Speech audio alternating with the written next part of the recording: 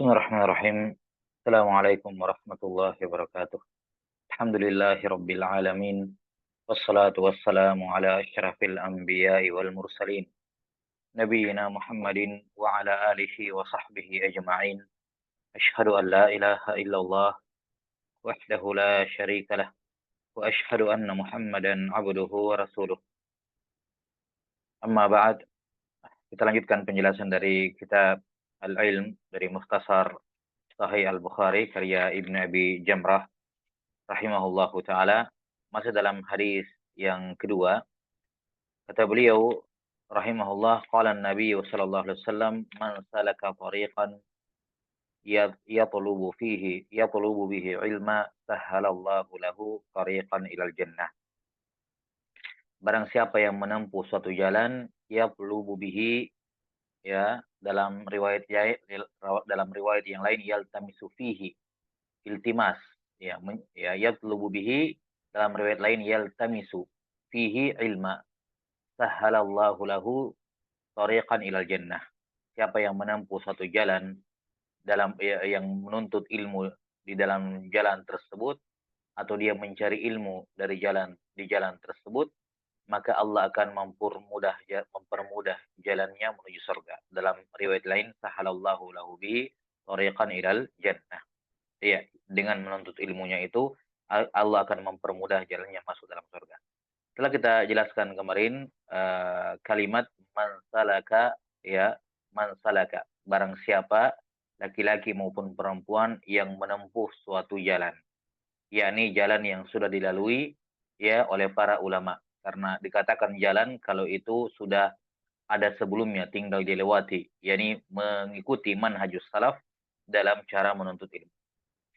Selanjutnya disebutkan man salaka tariqan, siapa yang menempuh suatu jalan. Tariqan di sini sebagaimana yang masyhur di kalangan ulama mencakup dua jenis tariq, dua jenis jalan. Yang pertama ada tariqun hissi dan yang kedua ada tariqun ma'nawi. Tariqun hissi, ya, jalan hissi, ya, betul, yaitu seperti jalan betulan, berjalan kepada majelis-majelis ilmu, keluar dari rumahnya mendatangi masjid, mendatangi pesantren, rihlah ke negeri-negeri para ulama, ya, betul-betul berjalan keluar dari rumahnya. Ya. Kemudian, dan ini hadis ini merupakan dalil dari sunnah rihlah di kalangan para ulama. Sunnah rihlah di kalangan para ulama, dan ini diantara sunnahnya para penuntut ilmu. Sunnahnya para penuntut ilmu. Yang kedua, tariq adalah tariq ma'nawi, ya. Jalanan yang bersifat maknawi, yakni bukan berjalan betulan, tapi dia melakukan suatu kegiatan, suatu usaha, ya, yang di dalamnya dengan usaha tersebut dia menuntut ilmu walaupun dia berada di dalam rumahnya. Misalnya dia menghafal, mencatat, mendengarkan pengajian, kajian, ya, mengkaji, ya, menulis dan seterusnya. Ya, ini dua jenis tariq dan dua-duanya mendapatkan keutamaan. Yang pertama jalan tariq al-hissi, tariqun hissi, yakni melakukan perjalanan, ya, menuju ke tempat-tempat menuntut ilmu. Ke tempat-tempat menuntut ilmu. Ya. Di sini kita katakan bahwa hadis ini menjadi dalil akan sunnah rihlah di kalangan para penuntut ilmu. Dan sunnah rihlah ini, ya, disebutkan oleh para ulama yang pertama kali mengadakan rihlah, mengadakan perjalanan untuk menuntut ilmu adalah Nabi Adam alaihissalam. Adalah Nabi Adam alaihissalam. Nah, ketika pertama kali Allah Subhanahu wa taala menciptakan Adam, ya, menciptakan Adam, kemudian dalam riwayat disebutkan malaikat Nabi sallallahu alaihi wasallam atau Allah taala menyuruh Nabi Adam alaihissalam untuk datang mengucapkan salam kepada malaikat, kemudian dari situ beliau akan mengetahui apa jawabannya, apa jawaban dari ucapan salam yang diucapkan. Ya. Ini mereka sebutkan sebagai rihlah pertama di kalangan dalam sejarah umat manusia. Nah, wallahu taala alam bissawab. Jadi disebutkan dalam riwayat Al-Bukhari ya, dari hadis Abu Hurairah radhiyallahu an dalam riwayat Al-Bukhari dan Muslim, bahwa ketika Allah Subhanahu wa taala pertama kali menciptakan Adam, Allah taala berfirman kepadanya, "Idhhab fasallim ala ulaik." Ya, pergilah kamu kemudian ucapkan salam kepada mereka. Ya, Allah mengisyaratkan kepada sekelompok malaikat yang sementara duduk. Fastami' yuhayyunaka. Ya. Kemudian dengarkanlah ucapan salam dari mereka, fa innaha tahiyyatuka wa tahiyyatu dzurriyyatik. Karena itu adalah salam tahiyat kamu dan tahiyat yang ucapan salam untuk anak keturunanmu. Faqala assalamu alaikum faqalu assalamu alayka wa rahmatullah. Maka para malaikat menambahkan wa rahmatullah. Nah, ini dikatakan oleh para ulama sebagai rihlah pertama dalam sejarah umat manusia dalam menuntut ilmu. Maka beliau adalah yang pertama kali menyunnahkan. Kemudian disusul dengan nabi-nabi yang lain, ya, yang tentu saja yang paling masyhur adalah bagaimana kisah Nabi Musa alaihissalam mengadakan rihlah perjalanan yang sangat jauh untuk menuntut ilmu kepada Nabi Khidir, ya, Nabi Khidir alaihi wassalatu wassalam. Iya. Ini tariq al-hissi dan sudah dimaklumi bagaimana keutamaan melangkahkan kaki ke masjid, ya, untuk mengadakan untuk apa mengerjakan salat berjamaah, bahwa pergi dan pulangnya mendapatkan setiap langkahnya mendapatkan pahala. Maka demikian pula, ya, demikian pula berjalan untuk menuntut ilmu, ya, ini juga mendapatkan pahala pergi dan pulangnya.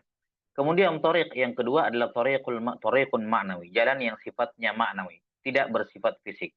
Yani seorang di rumahnya mendengarkan pengajian secara live maupun rekaman, dia mencatat, ya, dia belajar seperti yang sudah disebutkan sebelumnya, dia adalah seorang muta'allim, dia seorang pembelajar, melakukan tugas-tugas seorang pembelajar, melakukan tugas-tugas seorang pembelajar. Nah, walaupun dia berada di dalam rumahnya, walaupun dia tidak keluar dari negaranya, ya, nah, maka ini semua masuk dalam kategori tariqun ma'nawi. Man salaka tariqan yatlubu bihi ilma. Siapa yang menempuh satu jalan yang darinya dia menuntut, ya, yatlubu bihi ilma, menuntut ilmu. Ini menunjukkan bahwasanya ilmu itu dicari, ilmu itu dituntut. Seperti yang dalam riwayat sebelumnya, innamal ilmu bitta'allum. Ilmu itu diusahakan untuk dicari tahu. Ya, ada upaya, ada usaha untuk mendapatkannya.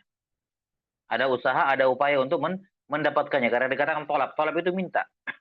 Tolak itu minta. Menunjukkan bahwa ilmu itu dicari, dituntut, diminta, didatangi. Ya, ilmu itu didatangi. Dan ini adalah asal dari ucapan ulama as-salaf, al-ilmu yu'ta wa la ya'ti. Ilmu itu yang didatangi, bukan dia yang datang.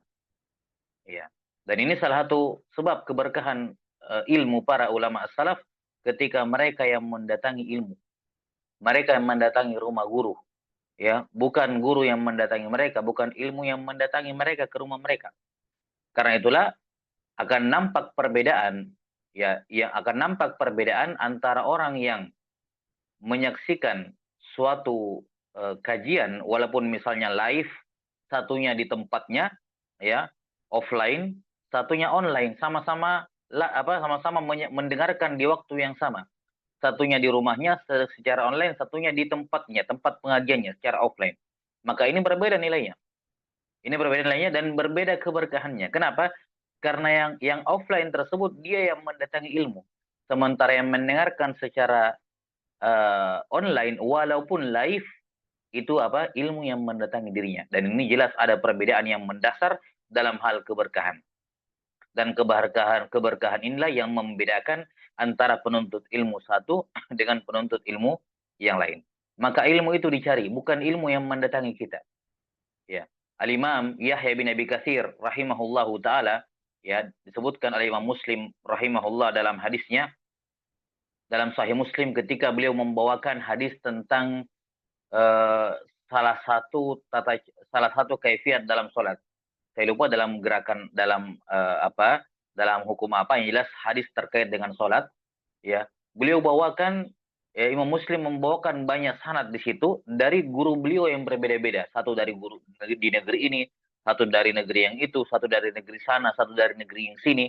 Menunjukkan bahwa Imam Muslim itu rihlah mengumpulkan ini riwayat-riwayat, digabungkan jadi satu. Dikumpulkan di satu tempat dalam Sahih Muslim. Ya, setelah beliau membawakan semua riwayat-riwayat tersebut, beliau membawakan sanadnya sampai kepada Yahya ibn Abi Katsir, di mana beliau berkata, ya, la yustata'ul ilmi birahatil jism, bahwa ilmu itu tidak akan diraih dengan tubuh yang santai. Isyarat bahwa ilmu itu dikejar, ilmu itu didatangi, bukan dia yang datang. Ya, bukan dia yang datang. Karena ilmu yang benar atau ilmu yang hakiki adalah ilmu yang bermanfaat, yang berberkah. Ya, bukan berarti yang ilmu itu didatangi dia tidak berberkah atau yang semacamnya, tapi ya bertingkat-tingkat, berjenjang. Apalagi misalnya kalau dia punya uzur. Karena itulah selayaknya kalau dia tidak punya uzur untuk mendatangi majalis offline, maka itu yang lebih utama. Dia yang keluar menuntut ilmu, bukan ilmu yang datang ke rumahnya, kecuali memang ada uzur yang membuat dia tidak bisa mendatangi tempat tersebut. Nah, kemudian dalam riwayat lain disebutkan yaltamisu fihi ilma. Yaltamis, iltimas, dalam bahasa Arab, iltimas itu meminta dari orang yang sederajat. Jadi mereka menyebutkan tolab, meminta itu ada tiga jenis. Kalau yang meminta itu dari bawah ke atas, namanya doa. Dari yang lebih rendah derajatnya kepada yang di atas, namanya doa. Kalau yang meminta itu dari atas ke bawah, namanya amr. Ya, kalau yang meminta setara derajatnya dengan yang dimintai, namanya iltimas. Ya, terlepas dari pembagian ini, ya ada kalam dalamnya. Ya, tapi ini makna ya, mereka mengatakan bahwa iltimas adalah meminta dari yang sederajat. Maka di sini menunjukkan, mengisyaratkan kepada kita bahwa ilmu itu tidak selamanya diambil dari orang yang lebih tinggi dibandingkan kita. Lebih berilmu dibandingkan kita, lebih mulia dibandingkan kita. Ya. Sesekali sebagai ujian dari Allah Ta'ala, pada beberapa momen ilmu itu kita ambil dari yang lebih rendah dibandingkan kita, ya, lebih kurang kemuliaannya dibandingkan kita, lebih lebih kurang ilmunya dibandingkan kita. Ya. Lihat Nabi Adam alaihissalam mengambil ilmu kepada para malaikat tentang ucapan salam, dan tidak diragukan Nabi Adam lebih mulia dibandingkan malaikat, karena itulah mereka disuruh sujud kepada Nabi Adam untuk penghormatan. Lihat Nabi Musa menuntut ilmu kepada Khidir, ya, menuntut ilmu kepada Khidir alaihissalam, alaihi wassalatu wassalam. Padahal Nabi Musa jelas lebih tinggi derajatnya dibandingkan Nabi Khidir. Atau Nabi kita Muhammad sallallahu alaihi wasallam yang mengambil ilmu tentang Dajjal dari sahabat Tamim bin Aus Ad-Dari ketika beliau terombang-ambing di lautan, ya, terdampar di pulau, ya, ketemu dengan Jassasa, ya, Dajjal, ya, kata Nabi SAW, haddatsani Tamim. Ya, Tamim menceritakan kepadaku. Jadi beliau mengambil ilmu dari yang memang punya. Karena Tamim yang mengalami kisah itu, cuma beliau yang tahu kejadian sebenarnya, maka Nabi SAW mengambil ilmu tersebut dari beliau. Dan para sahabat radhiyallahu anhum ajmain saling belajar satu sama lain. Karena itulah para ulama salaf mengatakan bahwa seorang tidaklah dikatakan mendapatkan ilmu sampai dia mengambil dari orang yang di atasnya, dari orang yang sederajat dengannya, dan dari orang yang di bawahnya. Dan ini kalau kita lihat as-salafus saleh, ketika kita membaca biografi mereka, terkadang dalam sebagian buku-buku biografi disebutkan semua nama guru-gurunya. Ya. Fulan bin Fulan ini sebutkan biografinya, kemudian disebutkan nama-nama gurunya, dari siapa dia mengambil ilmu. Dan kalau kita cek murid-muridnya itu, guru-gurunya, ya, itu ada yang memang di atasnya, lebih tua dibandingkan dia, lebih berilmu dibandingkan dia. Ada yang sederajat dengan dia, namanya apa? Namanya Qarin, ya, sederajat dengan dia. Ya, sederajat dengan dia. Riwayatul Akron namanya, atau mudabbaj kalau meriwayatkan satu sama lain. Nah, dan ada juga beberapa gurunya yang derajatnya di bawah dia, usianya lebih muda, ya, usianya lebih muda. Lihat bagaimana Nabi Khidir, Nabi Muhammad SAW mengambil ilmu dari yang lebih rendah dibandingkan dia. Ya, Imamul Bukhari rahimahullah punya satu riwayat, meriwayatkan dari Imam At-Tirmizi. Padahal At-Tirmizi muridnya Imam Al-Bukhari. Muridnya Imam Al-Bukhari, tapi ada. Nah, maka ini menunjukkan kepada kita bahwa ilmu itu dituntut diambil dari siapa saja. Ya, al-ilmu dhallatul mu'min, aynama wajadahu akhadah. Ilmu itu harta berharga yang hilang dari seorang muslim. Di mana saja dia mendapatkannya, dia ambil. Ya, maka selayaknya seorang muslim, ya, penuntut ilmu, ya, dia usahakan seperti ini. Dia hirs untuk mengikuti para ulama as-salaf, bahwa mereka menuntut ilmu dari siapa saja. Dan alangkah indahnya kalau ketika dia mengingat atau menyebutkan guru-gurunya, dari deretan guru-guru tersebut ada yang lebih tinggi dibandingkan dia, ada yang sederajat dengan dia, kawannya mungkin, ada yang di bawahnya. Itu menunjukkan kesempurnaan dia dalam menuntut ilmu, karena yang inti adalah al-ilmu itu sendiri. Siapa medianya, dari mana dia mendapatkannya, itu apa bukan sudut pandang gitu ya, bukan hal yang perlu diperhatikan. Ya, bukan hal yang perlu diperhatikan. Intinya itu adalah ilmu, dan ilmu itu adalah al-haq. Ilmu itu adalah kebenaran. Nah, man salaka tariqan yatlubu bihi ilmu. Nah, ilmu di sini nakirah dalam kalimat persyaratan. An-nakiratu fi siyaqi syarti ta'um, bermakna umum. Semua jenis ilmu. Ya, baik ilmu itu yang sifatnya maqasid atau sifatnya wasail. Ya, ilmu yang sifatnya maqasid, intinya ilmu agama, atau yang sifatnya wasilah, sarana saja. Mereka menyebutkan ilmu yang sifatnya maqasid seperti ilmu tauhid dan ilmu fikih, atau ilmu terkait dengan ibadah, itu ilmu fikih. Nah, ini ilmu maqasid, ini inti ilmu, ilmu tauhid, al-iman, ya, dan juga ilmu fikih. Ini apa ya? Ini usulul ilm. Inilah ilmu yang merupakan maksud, tujuan utama. Selain dari dua ilmu ini, semuanya adalah wasail, ilmu sarana. Seperti ilmu tafsir, ilmu usul fikih, mustalahul hadis, ya, ilmu bahasa Arab dengan semua jenisnya. Ini semua adalah ilmu wasail, ulum yang sifatnya wasail. Dan keutamaan ini mencakup semua jenis ilmu. Ya, keutamaan ini mencakup semua jenis ilmu. Ilmu apapun yang dituntut, selama ilmu tersebut, ya, apakah sifatnya usul atau sifatnya furu', ya, pelayan dari ilmu-ilmu usul tersebut, maka dia mendapatkan keutamaan ini. Kemudian disebutkan yang terakhir, ya, sahhalallahu lahu tariqan ilal jannah. Allah akan mempermudah jalannya masuk ke dalam surga. Nah, ini terdapat kaidah al-jaza'u min jinsil amal. Balasan disesuaikan dengan jenis amalan. Ketika dia menempuh jalan, ya, memaksa dalam tanda kutip, mengusahakan dirinya untuk mempermudah dirinya untuk menempuh jalan menuntut ilmu, mengumpulkan ilmu, meraih ilmu, maka Allah juga mempermudah jalannya untuk masuk ke dalam surga. Ya, Allah juga akan mempermudah jalannya masuk ke dalam surga. Wallahu taala alam bisawab. Ya. Di sini menunjukkan keutamaan menuntut ilmu, bahwa ia merupakan jalan yang mempermudah seorang masuk dalam surga. Tidak perlu kita bicarakan tempatnya di bahasan lain, bagaimana sulitnya masuk surga itu.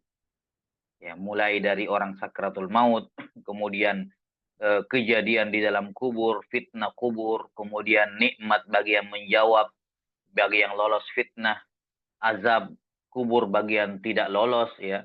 Kemudian hisab dengan semua prosesinya, kemudian sirat, ya, dan seterusnya. Tidak perlu kita bicarakan bagaimana susahnya di tempat lain. Tapi siapa yang menyadari betul betapa sulitnya untuk masuk ke dalam surga, bahkan sejak dia hidup di muka bumi ini, sulitnya dia untuk berjalan di atas jalan-jalan kebaikan yang menjadi sarana menuju masuk surga, dia akan mengetahui betul bahwa menuntut ilmu memiliki kedudukan yang sangat besar, pahala yang luar biasa tatkala ia menjadi sebab dimudahkan seorang masuk ke dalam surga. Kemudian yang terakhir, para ulama menyatakan, mengapa atau apa hikmahnya Nabi SAW tidak mengatakan adkhalahullahu jannah. Siapa yang menempuh jalan untuk menuntut ilmu, maka Allah masukkan dia ke dalam surga. Langsung dimasukkan. Kenapa pahalanya cuman dipermudah jalannya masuk dalam surga? Kenapa tidak langsung dikatakan dimasukkan dalam surga? Jawabannya kata para ulama, karena yang menjadi sebab orang masuk surga adalah amalan, bukan ilmu. Makanya dalam Al-Quran dikatakan tentang surga, jazaa'am bima kanu ya'malun. Balasan atas perbuatan mereka, amalan mereka. Enggak dikatakan jazaa'am bima kanu ya'lamun. Balasan atas ilmu mereka. Karena ilmu bukan menjadi sebab orang masuk surga. Yang menjadi sebab masuk surga setelah ridho Allah Ta'ala adalah amalan. Cuman tidak mungkin ada amalan yang benar kecuali atas dasar ilmu. Maka ilmu diibaratkan sebagai jalanan untuk masuk ke dalam surga, di mana sebab yang sebenarnya adalah al-amal. Nah, dari sini kita bisa mengetahui bahwa ilmu yang benar adalah ilmu yang diiringi dengan amalan. Wallahu alam bisawab. Sallallahu ala nabiyyina Muhammadin wa ala alihi wa sahbihi wasallam. Walhamdulillahi rabbil alamin.